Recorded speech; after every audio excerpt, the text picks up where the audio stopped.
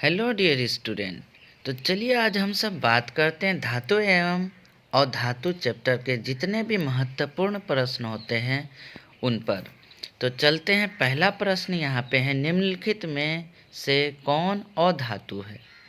तो यहाँ पे ऑप्शन ए कार्बन जो अधातु होती है, इसकी एटॉमिक नंबर 6 होती है और इसका जो वैलेंसी होता है ये 4 होता है और ये वैलेंसी धनात्मक और ऋणात्मक दोनों होती है।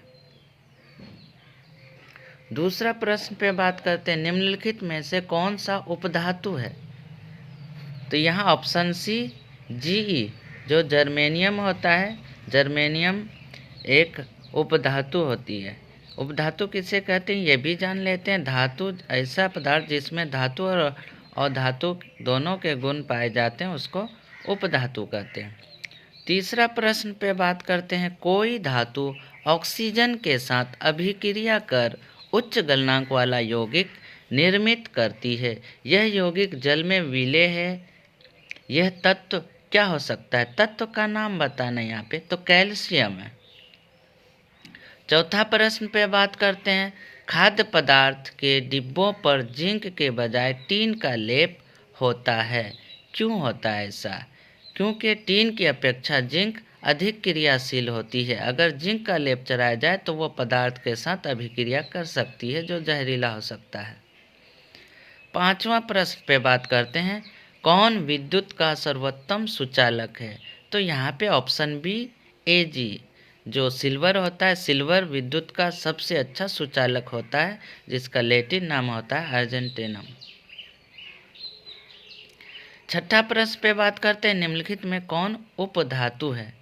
तो डियर स्टूडेंट यहाँ पे जो ऑप्शन डी है उपधातु है, जो यहाँ एसबी से डिनोट किया गया है। तो डियर स्टूडेंट मैं बता दूं कि एसबी एक लैटिन नाम है जिसको पूरा नाम बोल सकते हैं स्टेबियम। स्टेबियम जो एक तत्व है इसका एटॉमिक नंबर 51 होता है। इससे हम सब एंटीमनी भी कह सकते हैं। तो ये एसबी जो है एंटीमनी है जो उपधातु होता है। सातवां प्रश्न पे बात करते हैं, पीतल है। पीतल क्या है? धातु और धातु, मिश्र धातु या उपधातु? तो इसका ऑप्शन सी सही है, मिश्र धातु। निम्नलिखित में से कौन आयनिक यौगिक है। यहाँ पे आयनिक यौगिक ऑप्शन सी है CaCl2 कैल्शियम क्लोराइड। नौवां प्रश्न है, निम्न में से कौन सा पदार्थ ऑक्सीजन से संयोग नहीं करता है। तो यहाँ option B gold. Gold oxygen के साथ अभिक्रिया नहीं करती है। शुद्ध सोना को व्यक्त किया जाता है 24 कैरेट से। कौन सा अधातु कमरे में या कमरे के ताप पर द्रव होता है। तो ब्रोमीन एक अधातु है जो कमरे के ताप पर द्रव अवस्था में होती है।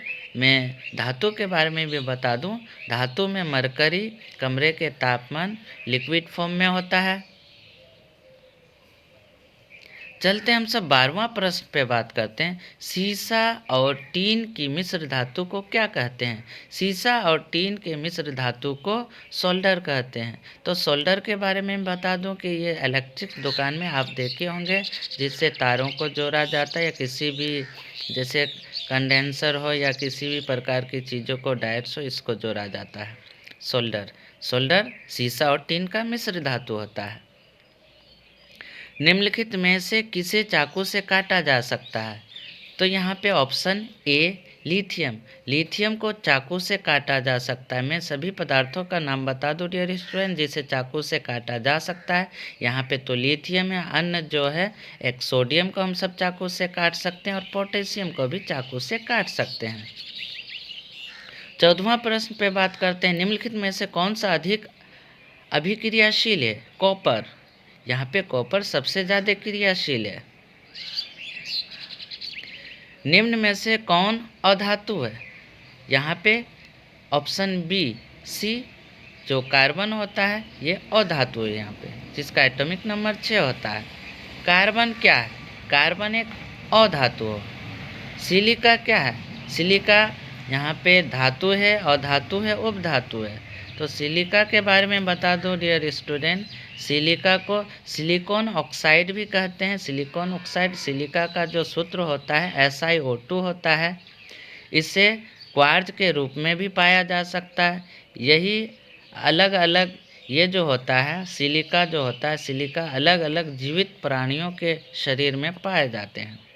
चलते हैं 18वां प्रश्न पे बात करते हैं। तो यहाँ पे मैं ऑप्शन नहीं बताया, चूँकि ये तीनों में से नहीं है इसलिए यहाँ पे कोई भी आंसर नहीं है 17 का। 18वां पे बात कर लेते हैं। सक्रियता श्रेणी में हाइड्रोजन के ऊपर के धातु होते हैं। अम्लों से अभिक्रिया करके हाइड्रोजन गैस बनाता है। तो हाइड्रोजन के ऊपर जितने भी धातुएं होंगे हाइड्रोजन के साथ अभिक्रिया करके हाइड्रोजन गैस की मुक्ति करेंगे, यानी कि गैस निकलेगा। 19वां प्रश्न पे बात करते हैं। उच्च विद्युत धनात्मकता के कारण धातु के परमाणु क्या बन जाते हैं? धनायन बन जाते हैं। 20वां प्रश्न है। धातु के ऑक्साइड सामान्यतः होते हैं। धातु के ऑक्साइड क्षारीय होते हैं। अयस्क से चुंबकीय अशुद्धियों को दूर करने के जो विधि प्रयुक्त होती है उसे क्या कहते हैं? कौन सी विधि है? चुंबकीय पृथक्करण विधि है ये। 22वां प्रश्न है। सल्फर अयस्कों का सांद्रण किया जाता है फेन प्लावन विधि के द्वारा। फेन प्लावन विधि के द्वारा सल्फाइड अयस्कों का सांद्रण किया जाता है। निम्नलिखित में से कौन एल्युमिनियम का मिश्र धातु है? मैंगरेलिया जो है यहाँ पे मैंगरेलिया ये एल्युमिनियम का मिश्र धातु होता है। 24वां प्रश्न है। बॉक्साइड निम्नलिखित में से किस धातु का अयस्क है? बॉक्साइड इसका ऑप्शन डी सही है। एल्युमिनियम का जो मुख्य अयस्क होता है बॉक्साइड होता है। कॉपर का निष्कर्षण मुख्यतः किस अयस्क से किया जाता है? कॉपर का कॉपर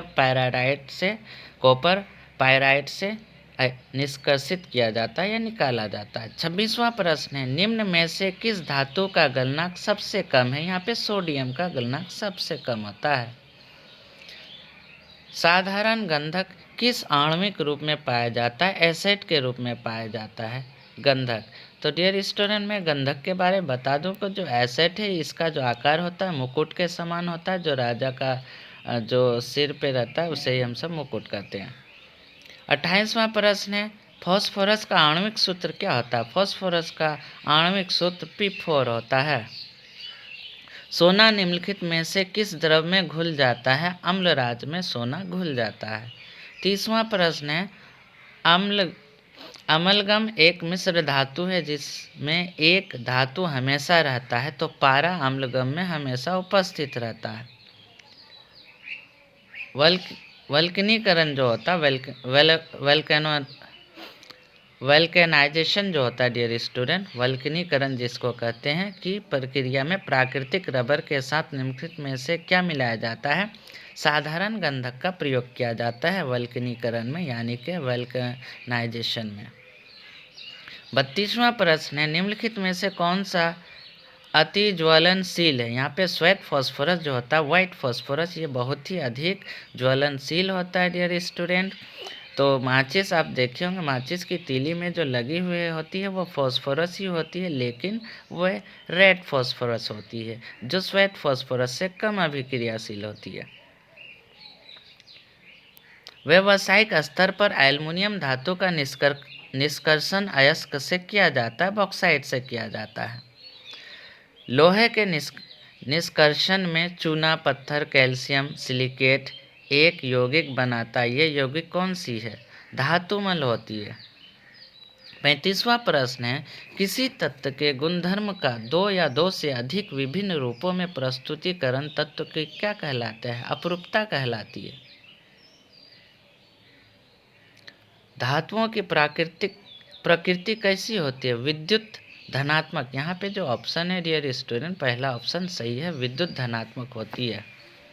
37वां प्रश्न है। लोहा एवं इस्पात को जंग से सुरक्षित रखने के लिए उन पर किस धातु की पतली परत चढ़ाई जाती है? जिंक की पतली परत चढ़ाई जाती है। किस रासायनिक यौगिक को गर्म करने पर प्लास्टर ऑफ पेरिस प्राप्त किया जाता है, अर्थात पीओपी प्राप्त किया जाता है जिप्सम को। विद्युत अपघटनी परिष्करण में अशुद्ध धातु को बनाया जाता है, एनोड बनाया जाता है। अशुद्ध धातु का हमेशा एनोड बनाया जाता है और शुद्ध धातु का कैथोड बनाया जाता है। निम्नलिखित में कौन सबसे अधिक अभिक्रियाशील धातु है? यहाँ पे के पोटेशियम जो होता है सबसे अधिक क्रियाशील यहाँ पे धातु है।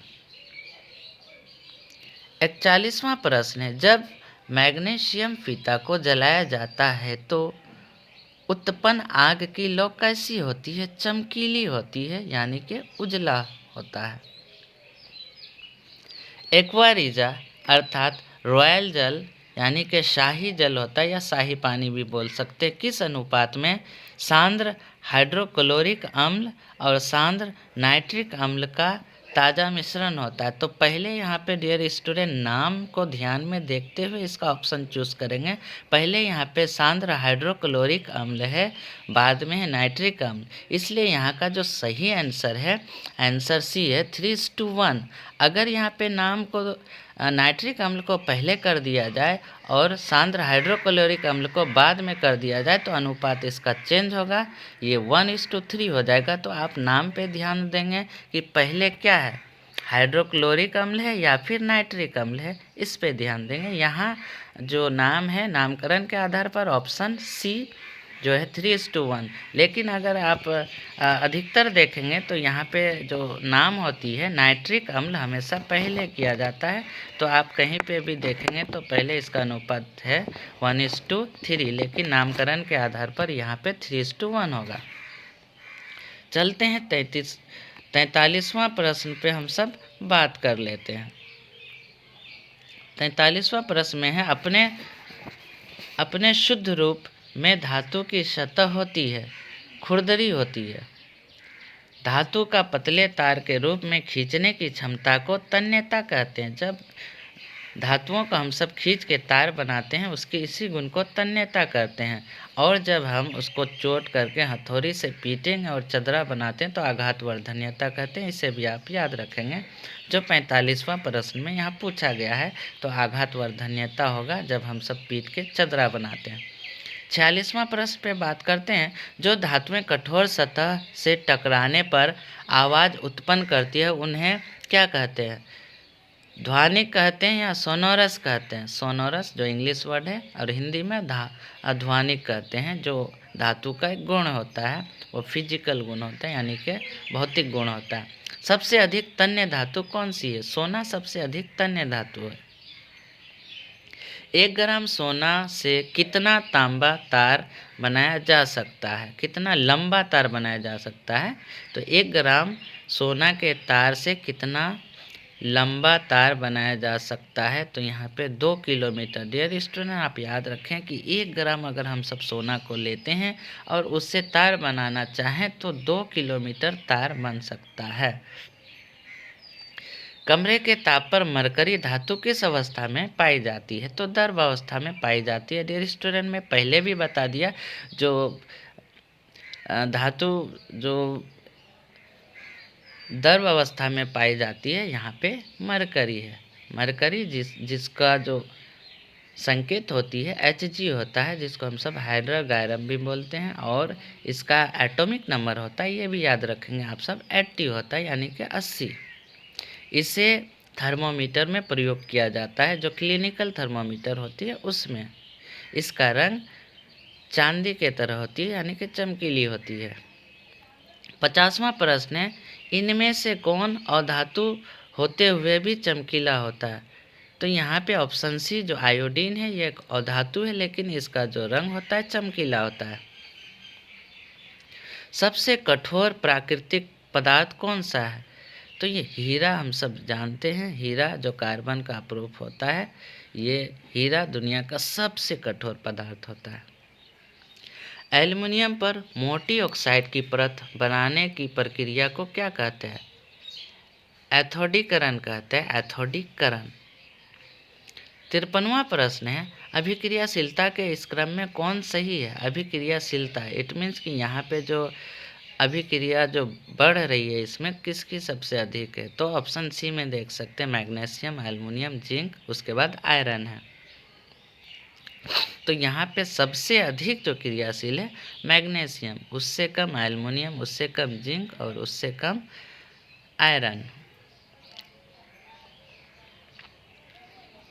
54वां प्रश्न है, इनमें सबसे अधिक अभिक्रियाशील कौन है? सोडियम। यहाँ पे ऑप्शन के हिसाब से डियर स्टूडेंट आप ऑप्शन पहले देखेंगे कि यहाँ पे पदार्थ कौन कौन सा दिया हुआ है। तो यहाँ पे सोडियम दिया हुआ है, इसलिए सोडियम सबसे अधिक क्रियाशील है। अगर पोटेशियम होता तो हम सब पोटेशियम को बोलते हैं। 55वां प्रश्न है, सोडियम की परमाणु संख्या कितनी होती है? 11 होती है डियर स्टूडेंट सोडियम की परमाणु संख्या, और इसका जो वैलेंसी होता है 1 होता है, ये भी याद रखेंगे। पोटेशियम की परमाणु संख्या कितनी होती है? पोटेशियम की परमाणु संख्या 19 होती है। ऑक्सीजन की परमाणु संख्या कितनी होती है? ऑक्सीजन की परमाणु संख्या 8 होती है। क्लोरीन को परमाणु संख्या कितनी होती है? क्लोरीन की परमाणु संख्या 17 होती है। हीलियम की परमाणु संख्या 2 होती है। कैल्शियम की परमाणु संख्या 20 होती है। फॉस्फोरस की परमाणु संख्या 15 होती है, जिसे P से संकेतित किया जाता है। आयनिक यौगिक NaCl का गलनांक कितना है? आयनिक यौगिक सोडियम क्लोराइड जो है एक आयनिक यौगिक है, चूँकि ये आयन फॉर्म करता है। सोडियम धन आयन फॉर्म करता है, क्लोरीन ऋण आयन फॉर्म करता है। तो ये एक तरह से आयनिक यौगिक है, क्योंकि यह आयनिक बॉन्ड से बना होता है। तो इसका गलनांक जो होता है 1074 होता है डिग्री सेल्सियस। कार्बोनेट अयस्क को सीमित वायु में अधिक ताप पर गर्म करने से यह ऑक्साइड में परिवर्तित हो जाता है। इस प्रक्रिया को क्या कहते हैं? निस्तापन कहते हैं। 64वां प्रश्न है, सल्फाइड अयस्क को वायु की उपस्थिति में अधिक ताप पर गर्म करने पर यह ऑक्साइड में परिवर्तित हो जाता है। इस प्रक्रिया को क्या कहते हैं? भर्जन कहते हैं। तो डियर स्टूडेंट निस्तापन और भर्जन ये दो मुख्य महत्वपूर्ण टर्म है, पद हैं। इसकी परिभाषा को आप यहीं से आप याद कर सकते हैं। 65वां प्रश्न है, लंबे समय तक वायु में रहने पर लोहे पर भूरे रंग की पत्र की परत चढ़ जाती है, जिसे कहते हैं जंग। तो डियर स्टूडेंट अगर लोहे में वायु के साथ ऑक्सीजन के साथ अभिक्रिया करती है तो भूरे रंग की जो परत चढ़ती है, इसी परत को चढ़ने का प्रक्रिया जो होती है घटनाक्रम होती है जंग लगना कहते हैं, रस्टिंग कहते हैं। डियर स्टूडेंट इसी से मिलता जुलता टर्म है कोरोजन। मेरा 66वां और आखिरी प्रश्न है, अयस्क से धातु का निष्कर्षण तथा उसका परिष्करण पर उपयोगी बनाने के क्रम को क्या कहते हैं? धातु क्रम कहते हैं। डियर स्टूडेंट यहाँ पे धातु क्रम का भी परिभाषा आप यहीं से याद कर सकते हैं कि धातु क्रम किसे कहते हैं। तो अयस्क से धातु के निष्कर्षण तथा उसका परिष्करण को ही धातु क्रम कहते हैं। तो डियर स्टूडेंट इसी प्रकार के महत्वपूर्ण प्रश्नों को जानने के लिए आप हमारे चैनल को सब्सक्राइब, लाइक और शेयर ज़रूर करें। आपका सब्सक्रिप्शन ही मेरे मेहनत का एक आपकी ओर से एक प्यार होगा, इसलिए हमारे चैनल को ज़रूर सब्सक्राइब करें। धन्यवाद।